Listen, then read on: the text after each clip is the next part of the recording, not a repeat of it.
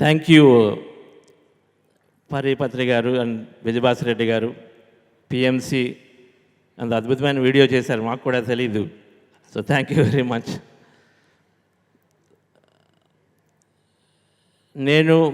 మేము ఇలా ఉండడానికి కారణము మన బ్రహ్మర్షి పితామహ పత్రిజీ గారు. మా జీవితం అంతా కూడా ఎంతో అద్భుతంగా ఎన్నో అనుభవాలతోటి ఎంత అద్భుతంగా సాగుతుందంటే ఆ మహానుభావుడితో ఉన్నటువంటి సాంగత్యం, సజ్జన సాంగత్యం అంటే ఎటువంటి త్రిజగతి సజ్జన సంగతి రేఖ అన్నారు ఆది శంకరాచార్య. అంటే ఈ 3 జగత్తుల్లో ఉన్నటువంటి గొప్ప మహానుభావులతో మనం సత్సంగం చేయాలి. అటువంటి మనకి ఒక గొప్ప సద్గురువు మహాగురు పత్రిజీ గారితో మాకు అటువంటి అవకాశం ఎంతో లభించింది ఈ 25 సంవత్సరాల్లో. ఎప్పుడూ కూడా ఎంతో కృతజ్ఞతతో ఉంటాము. జీవితం అంతా కూడా మనం ఏం చేసినా పత్రిజీ గారి ఆశయాల కోసం చేస్తాం, ఎందుకంటే మనకి అంత అద్భుతమైన జీవితం లభించింది కాబట్టి. ఒక 2 నెలల క్రితం ఆగస్టులో నేను బుద్ధాశివ తరపు నుంచి ఒక 30 మందిని తీసుకొని హిమాలయాలకు వెళ్ళాం. హిమాలయాల్లో అనుకోకుండా ఆది శంకరాచార్య వారి యొక్క ఆశ్రమం ఉంది, జ్యోతిష్ మఠ్ దగ్గర ఉంది, జ్యోతిర్మఠం దగ్గర ఉంది. జోషి మఠ్ అంటారు ఇంగ్లీష్లో, అంటే బద్రీనాథ్ దగ్గరలో ఉంది. ఆ రోజు బాగా వర్షం పడుతోంది. అయితే అందరూ కూడా బాగా సాధనలో ఉన్నవాళ్ళు కాబట్టి సో ప్రతి వర్షంలో కూడా చక్కగా ఆ ఆశ్రమానికి మొత్తానికి వెతుక్కుంటూ వెళ్ళాం. ఆశ్రమం చిన్నదిగా ఉంది, బాగా చిన్నదిగా ఉంది. కానీ అక్కడ తెలిసింది ఏంటంటే ఆది శంకరాచార్య వారు అక్కడ 12 సంవత్సరాలకి అక్కడికి వచ్చి ఎన్నో భాష్యాలు రాస్తూ అక్కడ సత్సంగాలు చేశారని విన్నాం. అంటే ఆయన ఒక గుహ ఉంది, అక్కడ 1200 సంవత్సరాల ఒక చెట్టు ఉంది, కల్పవృక్షం అంటారు. సో ఆ చెట్టు కింద కూర్చొని రాయటము, అక్కడ ధ్యానం చేసినప్పుడు చాలా అద్భుతంగా అనిపించింది. చిన్న మఠం అది. అందరికీ కూడా మంచి అనుభవాలు వచ్చాయి. ఆ అనుభవాల్లో నాకు అనిపించింది అంటే నేను చేసినట్టు 10 రోజుల హిమాలయ ట్రిప్లో ఎన్నో ప్లేసులకు వెళ్ళినప్పుడు, కానీ ఇక్కడ చాలా అద్భుతంగా అనిపించింది. అందరికీ కూడా అనుభవాల్లో నాకు ఒక మెసేజ్ వచ్చింది. అక్కడ నేను కనెక్ట్ అవుతున్నాను ఆది శంకరాచార్య ఎనర్జీ. ఇక్కడ ప్రతిసారి ఏదైనా ప్లేస్కి వెళ్ళినప్పుడు ఆ ప్లేస్ తాలూకు ఎనర్జీస్ మనం కనెక్ట్ అవ్వడానికి చూస్తాం. ఏదో ఉంటుంది, ఒక 1000 సంవత్సరాల టెంపుల్కి వెళ్ళినప్పుడు అక్కడ ఏదో ఉంటుంది, గొప్ప విషయం మనం తెలుసుకోవచ్చు. సో అలాగా ఆది శంకరాచార్య ఆ ప్లేస్లో నేను మెసేజ్ కోసం అడుగుతున్నాను ఆది శంకరాచార్యని, ఏం చేయాలి అంటూ. రిస్టోర్ దిస్ అని వచ్చింది, అంటే దీన్ని బయటికి తీసుకురండి అని వచ్చింది. అంటే నాకు 2 రకాలుగా అనిపించింది అక్కడ. ఆది శంకరాచార్య వాళ్ళని చాలా తప్పుగా అర్థం చేసుకుని ఎంతో ఉంది. ఆయన జగం అంటే మాయా కాబట్టి జగత్తుని వదిలేయండి అని చెప్పేసినట్టుగా చాలా ఎక్కువ చెప్తుంటారు. జగత్ మిథ్య బ్రహ్మ సత్యం అని చెప్పినప్పుడు జగత్ మాయ కాబట్టి దీన్ని వదిలేద్దాము అన్నట్టుగా చాలా చోట్ల ఉంది. సో ఆయన చెప్పినవి ఎక్కువ కర్మకాండలు చెప్పారని ఇంకోటని ఉన్నాయి. సో దాన్ని రిస్టోర్ చేయండి అని కాదు అని చెప్పేసి ఆయన తీసుకురండి అని ఒకటైతే, 2 ఆ ప్లేస్ కూడా ఎంతో గొప్పగా ఉండవలసిన ప్లేస్ అనిపించింది. చాలా చిన్న ఆశ్రమంగా ఉంది, దానికి అంతగా అక్కడ ఆదరణ లేదనిపించింది. సో దానికి కూడా ఏదైనా చేయాలని ఒక విషయం అయితే ఉంది మనసులో బాగా. సో దానికి సంబంధించి డిఫరెన్స్ ఒక 2 విషయాలు ఈరోజు పంచుకుందాం అనిపించింది. విజయభాస్కర్ రెడ్డి గారు, thank you for giving this time. So ఆది శంకరాచార్యుల వారు ఎంతో అంటే ఆయన జగద్గురు అంటారు. పత్రిజీ గారు ఒక అద్భుతమైన ఆయన గురించి బుక్ కూడా రాశారు. ఆయన భజగోవిందాన్ని చాలా చక్కగా దాన్ని విశ్లేషించి రాశారు. ఆది శంకరాచార్య ద్వారా నాకు ముఖ్యంగా మనకేం తెలుస్తుంది అంటే డియర్ ఫ్రెండ్స్, మన ఆధ్యాత్మిక శాస్త్రం చక్కగా ఏదైతే చెప్పిందో ఆత్మతో పూర్ణాత్మతో అన్ని ఆత్మలో అనుసంధానించి ఉన్నాయని ఆధ్యాత్మిక శాస్త్రం చెప్తోంది. అదే ఇప్పుడు సైన్స్ ప్రకారము క్వాంటమ్ ఫిజిక్స్ ద్వారా కూడా మనం అదే నేర్చుకుంటాము, మనం తెలుసుకుంటాము. ఉన్నదంతా ఒకటే శక్తి క్షేత్రము, క్వాంటమ్ ఎనర్జీ ఫీల్డ్, అందులోనే మనం అందరం ఉన్నాము, ధ్యానంలో మనం అదవుతున్నాము అని తెలుసుకుంటాం. అయితే అప్పట్లో అంటే 800 సంవత్సరాలు, దాదాపు 1200 సంవత్సరాల క్రితం ఆయన కూడా మొట్టమొదటిగా ఆ టైంలో ఆయన చాలా బాగా గట్టిగా చెప్పారు, దీన్ని బాగా ప్రచురణలోకి తీసుకొచ్చారు. ఏంటి అంటే ఆయన అద్వైతం అనే కాన్సెప్ట్ని తీసుకొచ్చినప్పుడు బాగా ఏం చెప్పారంటే, మనమందరం జీవాత్మ ఉంది, జీవాత్మ పరమాత్మ రెండూ ఒకటే అని చాలా గట్టిగా నొక్కి చెప్పింది ఆది శంకరాచార్యులు వారు. జీవాత్మ ఉంది, పరమాత్మ రెండూ ఒకటే. మరలా ఇంకక్కడ సపరేట్గా ఒక స్పెసిఫిక్గా గాడ్ అంటూ వేరుగా లేరు. గాడ్ అంటే ఆ గాడ్ కూడా మనమే అని చెప్పేసి ఆయన కూడా అప్పట్లో చెప్పడం జరిగింది. ఎంతోమంది ఋషులు చెప్పిన విషయం అది. అయితే అది ప్రచురణలో పోయింది.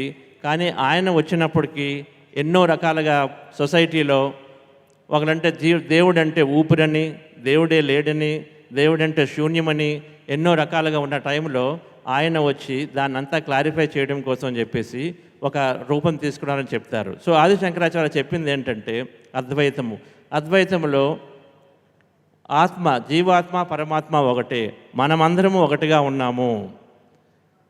మనకి దుఃఖాలు, అలాగే కష్టాలు, అలాగే అనారోగ్యం ఇవన్నీ కూడా పోవాలి అంటే ఆయన చెప్పింది మనము నిత్యం కూడా ఈ పరమాత్మ దృష్టిపై, పరమాత్మ అంటే బ్రహ్మ పదార్థంపై మనం ఉండగలిగితే, మన దృష్టి దానిపై ఉండగలిగితే మన అనారోగ్యం పోతుంది, చక్కగా సుఖ సంతోషాలు వస్తాయి, మంచి ఆరోగ్యం వస్తుంది అని చెప్పారు.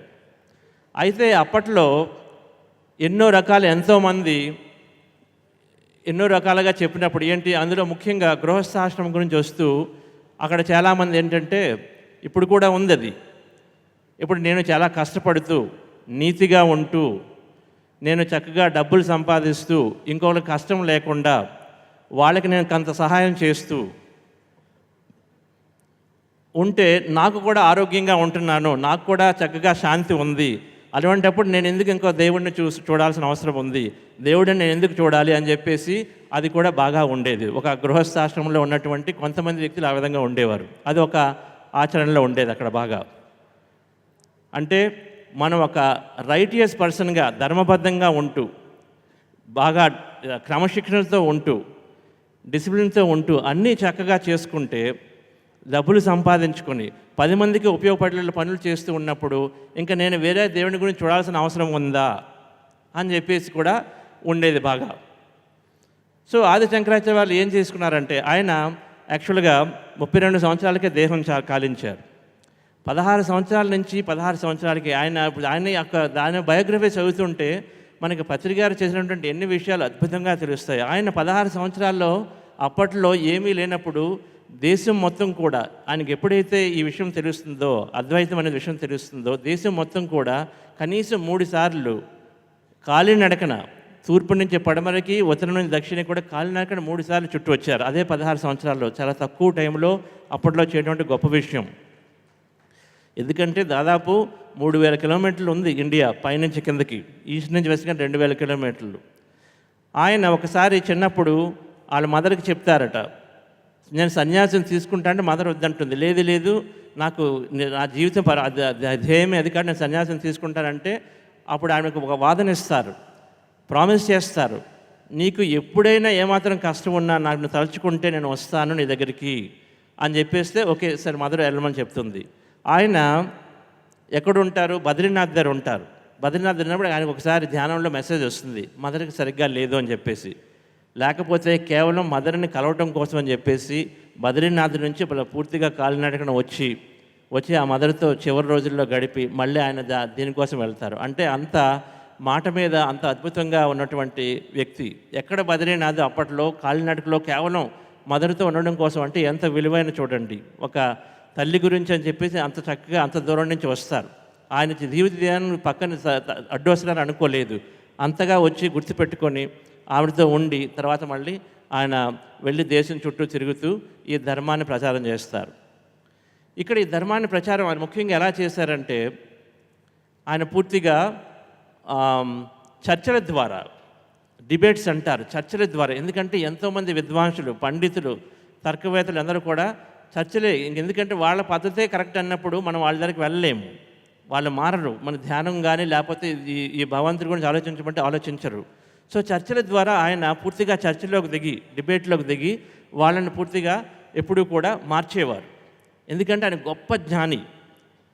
ఆయన పద్ధతి ఏమంటారు, మన మన జీవితంలో సంతోషం కావాలి, ఆరోగ్యం కావాలి అంటే పూర్తిగా ఒక వేదాంతిగా, అంటే ఒక జ్ఞానిగా ఉంటూ నిత్యము బ్రహ్మ గురించి ఆలోచిస్తే మనం అవుతాము అంటారు.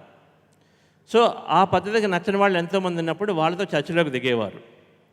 సో ఒకసారి అప్పట్లో ఈ నర్మదా నది దగ్గర మాహిష్మతి అనే నగరంలో మందన్ శర్మ అని చెప్పేసి ఆయన, మందన్ మిశ్రా అండ్ భారతీదేవి అని చెప్పేసి ఇద్దరు, మదన్ మిశ్రా అండ్ భారతీదేవి అని ఉంటారు వీరిద్దరు. వీళ్ళు బాగా గొప్ప విద్వాంసులు. వాళ్ళు ఎంతో గృహస్థులు, చాలా అద్భుతంగా అందరికీ సేవ చేస్తున్నారు. సో వాళ్ళ దగ్గరికి వచ్చినప్పుడు ఆయనకి తెలిసిపోతుంది. వాళ్ళని కూడా ఆచార్యులు అంటారు, ఎందుకంటే వాళ్ళ ద్వారా ఎంతోమందికి ఎన్నో రకాలుగా గొప్పమైనటువంటి ఎంతో హెల్ప్ లభిస్తూ ఉంటుంది. అందరికీ కూడా వాళ్ళు హెల్ప్ చేస్తుంటారు. వాళ్ళు బాగా కూడా సొసైటీలో రాణించిన వాళ్ళు. సో వాళ్ళతో కూడా ఖచ్చితంగా నేను దిగి వాళ్ళని కూడా మనం పూర్తిగా కన్వర్ట్ చేయాలి అని అనుకుంటారు ఆది శంకరాచార్యులు. సో వాళ్ళతో చర్చిలోకి దిగుతారు. చర్చిలోకి దిగినప్పుడు సో ఆ మిశ్రా గారితో ఆయన అంటారు, నేను ఇక్కడికి వచ్చాను, నాకు మీతో పూర్తిగా చర్చిలోకి దిగి మీతో ఏదో ఒకటి తెలుసుకుందాము. ఒకవేళ మీరు కానీ ఓడిపోతే నేను పూర్తిగా సన్యాసం వదిలేస్తాను, నేను గృహస్థుని అవుతాను. కానీ మీరు కానీ ఓడిపోతే మీరు ఖచ్చితంగా నేను చెప్పిన మార్గంలో ప్రయాణిస్తారా అంటే ఓకే అంటారు. సో అన్నప్పుడు వాళ్ళిద్దరి మధ్య చర్చ సాగుతోంది. దానికి ఈ భారతీదేవి, ఆయన మిస్సెస్ అనమాట, ఆమె కూడా గొప్ప విద్వాంసురాలు. సో ఆమెనేమో జడ్జిగా పెడతారు. పెట్టి సో వాదోపవాదాలు స్టార్ట్ అవుతాయి. అంటే ఇక్కడ వాదనని కాదు, ఇది చర్చ స్టార్ట్ అయింది, ఆర్గ్యుమెంట్స్ కావు. ఓకే, ఇట్స్ డిబేట్ అనమాట. సో డిబేట్ స్టార్ట్ అవుతుంది. స్టార్ట్ అయినప్పుడు ఫస్ట్ ఆది శంకరాచార్య గారు అంటారు, అంటే ఈ విషయం ఎలా ఉంటుందంటే చక్కగా మనకు ఎన్నో విషయాలు తెలుస్తాయి ఈ డిబేట్లో. ఆది శంకరాచార్య గారు స్టార్టింగ్లో అంటారు, చూసిందంతా నిజం కాదు, అదే కదా చెప్పింది, మనం చూసేదంతా నిజం కాదు, అలాగని చెప్పేసి కనిపించకపోతే అది లేదని చెప్పలేము అని చెప్పేసి ఆయన కొన్ని ఎగ్జాంపుల్స్ ఇస్తారు. గాలి కనిపించదు, గాలి లేదనలేము కదా.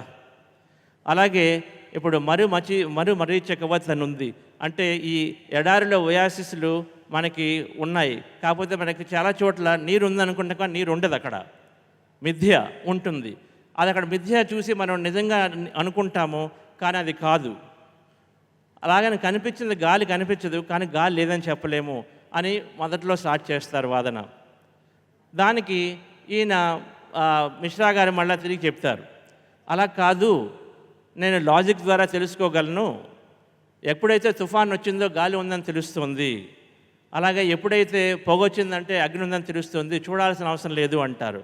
ఓకే, సరే, అలాగ అర్థమైంది. ఓకే, అయితే నా లాజిక్ అనేది ఉంది కదా, దాని ద్వారా నేను తెలుసుకోగలుగుతాను, కాబట్టి దానికి ఎందుకు మన భగవంతుడి గురించి అంటారు అని చెప్పేసి మళ్ళీ ఈయన ఆది శంకరాచార్య ప్రశ్న అడుగుతారు. ఆది శంకరాచార్య అడుగుతారు, మీరు భగవంతుని ఎలా చూడవచ్చు, భగవంతుడు అంటున్నారు కదా, నేను ఎలా చూడగలను, ఆయనకు అనిపించరా అంటారు. అంటే దానికి శంకరాచార్యులు అంటారు, భగవంతుడు కనిపించడు నాయన, భగవంతుని మీరు అనుభవించాలి, ఫీల్ అవ్వాలి.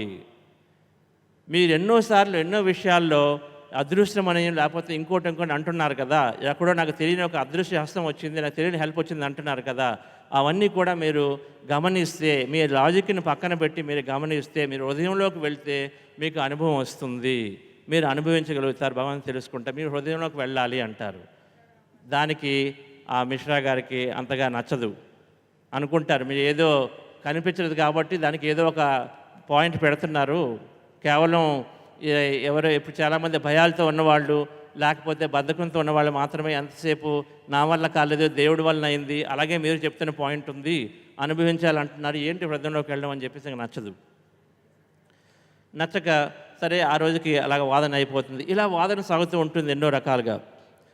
ఒక రోజుకి ఆ వాదన కంటిన్యూ అవుతూ ఒక రోజుకి ఆయన అడుగుతారు, ఆత్మకు పరమాత్మకు తేడా ఉందా అని మిశ్రా గారు అడుగుతారు.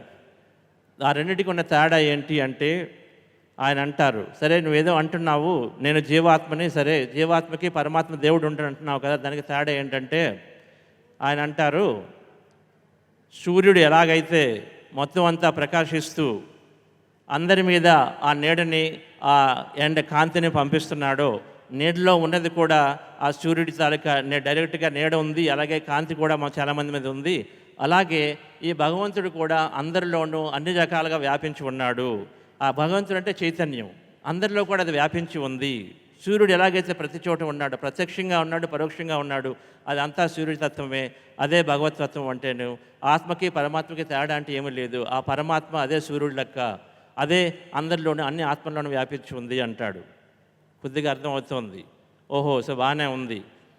అయితే మరి నేను ఆ పరమాత్మని ఎలా చూడాలి అంటాడు. మళ్ళా వదలలేడు, మీరు చూపించండి అంటాడు. పరమాత్మ నాకు అనిపించట్లేదు. మళ్ళీ అదే ప్రశ్నకు వచ్చింది. అప్పుడు ఒక అద్భుతమైన ఎగ్జాంపుల్ చెప్తాడు ఆయన. సాల్ట్ని తీసుకోండి, ఉప్పు నీరుని ఒక ఉప్పుని తీసుకోండి. ఉప్పుని చూస్తే, టేస్ట్ చేస్తే ఉప్పుగా ఉంటుందా? ఉంటుంది. సో ఒక గ్లాసులో నీళ్ళు తీసుకొని ఉప్పుని కలపండి. కలిపిన తర్వాత అది ఉప్పు నీరు అయింది. ఆ ఉప్పు నీరు ఉంది కదా, ఇప్పుడు ఆ ఉప్పు ఉంది, కానీ విడిగా ఎంతమంది ఉప్పు ఉంది, ఇప్పుడు ఉప్పు నీరు అయిపోయింది. దానిలోని సపోజ్ సగం గ్లాసులోని ఉప్పు నీరు తీసేశారు. దాన్ని టేస్ట్ చేస్తే మీకు ఉప్పుగా ఉంటుందా? ఉంటుంది. మొత్తం అంతా తీసేసి 10 డ్రాప్స్ ఉంచారు, ఒక 10 డ్రాప్స్ మాత్రం ఉంచారు, అది ఉప్పుగా ఉంటుందా? ఉంటుంది. ఒక అర్ధ డ్రాపే ఉంచారు, అది ఉప్పుగా ఉంటుందా? ఉంటుంది. ఉప్పుని తీయగలరా ఉప్పు నీరులోంచి? తీయలేము అంటారు.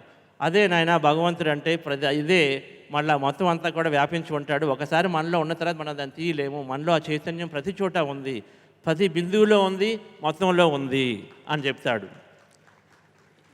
ఇంకా బాగుంది అనిపిస్తుంది. ఇప్పటికేంటంటే మొదట్లో ఈ మందన మిశ్రా గారు ఆయన ఏంటంటే ఒక అజానుబాహుడు, బాగా క్రమశిక్షణతో చక్కగా మనతో క్రమశిక్షణతో మంచి పనులు చేస్తూ అందరికీ బాగా చూసుకునేవాడు. ఈయనేమో ఒక సన్యాసి, సో చాలా చిన్నగా ఉంటాడు.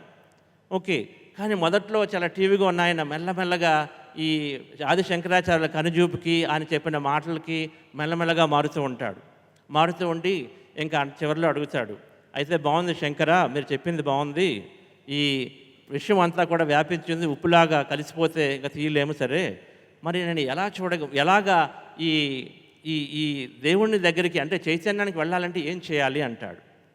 నేను చైతన్యం దగ్గర నేను కూడా ఎలా వెళ్ళగలను? మీరు వెళ్ళారని చెప్తున్నారు కదా, మీకు తెలుస్తుంది కదా, నేను ఎలా వెళ్ళాలంటారు. అంటే అప్పుడు అంటాడు ఆయన అప్పుడు అంటాడు, ఒక ఆఫ్ఘనిస్తాన్ అప్పట్లో దానికి వేరే పేరు ఉంది, అక్కడి నుంచి ఒక ఆయన వచ్చి అడవిలో తప్పిపోతాడు.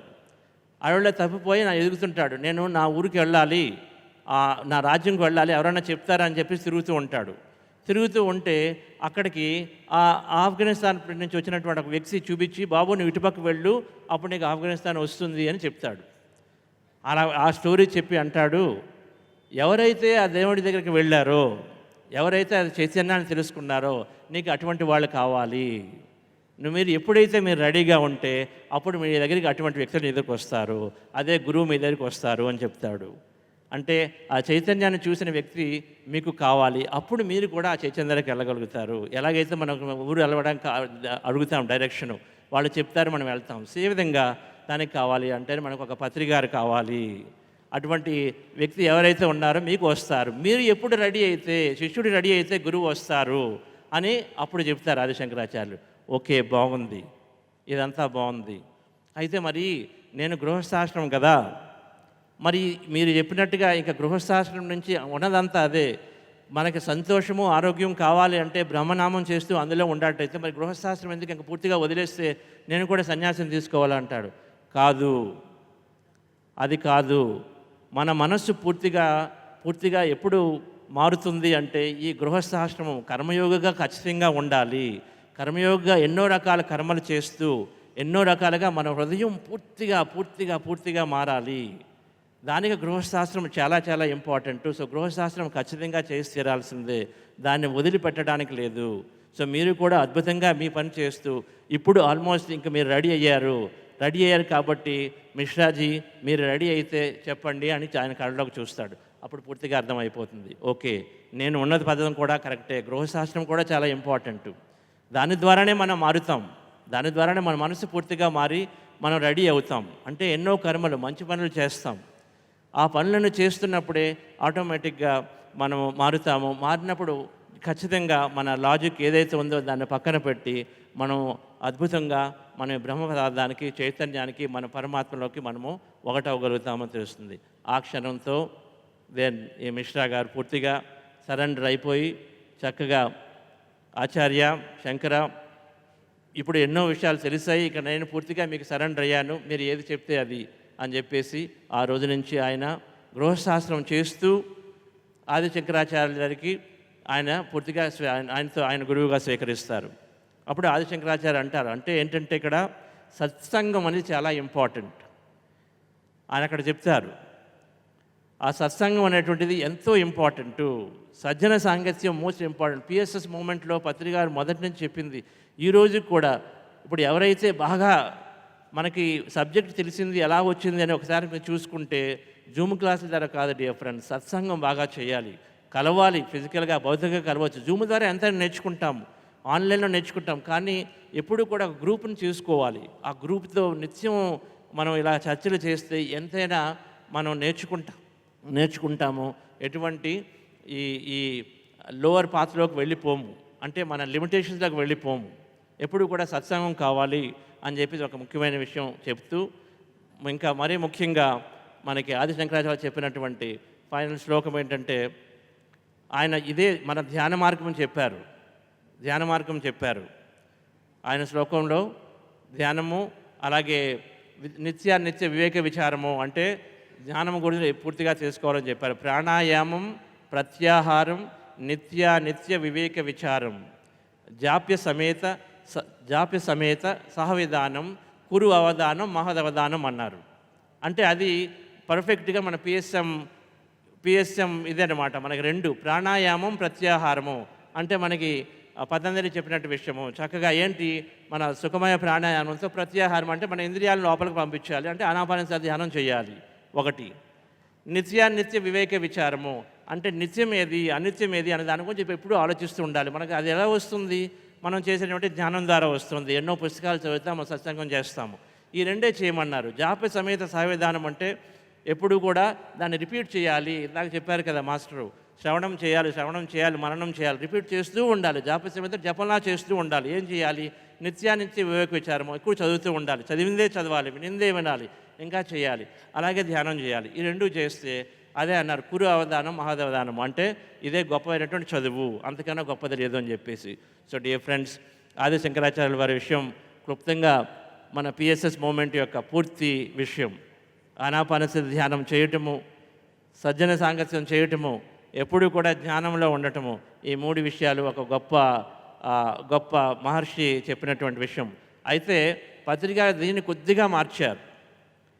ఆయన ఏమన్నారు ఆది శంకరాచార్య గురించి, జగత్ మిథ్య బ్రహ్మ సత్యం, జీవో బ్రహ్మైవ నాపరిక అని చెప్పేసి మనం వింటుంటాం.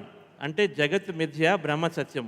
అయితే పత్రిక దాన్ని జగత్ సత్యం, బ్రహ్మ సత్యం, జీవో బ్రహ్మైవ నాపరిక, అంటే జగత్తు ఉంది, ఇది ఉంది, బ్రహ్మ ఉంది, జీవుడు కాకపోతే బ్రహ్మగా ఉండాలి. జీవుడిగా కాకుండా బ్రహ్మగా ఉండి మనం చేస్తాం. అది మన పిరమిడ్ మాస్టర్గా మనం చేస్తున్నాం dear friends. So thank you very much for this opportunity. Thank you.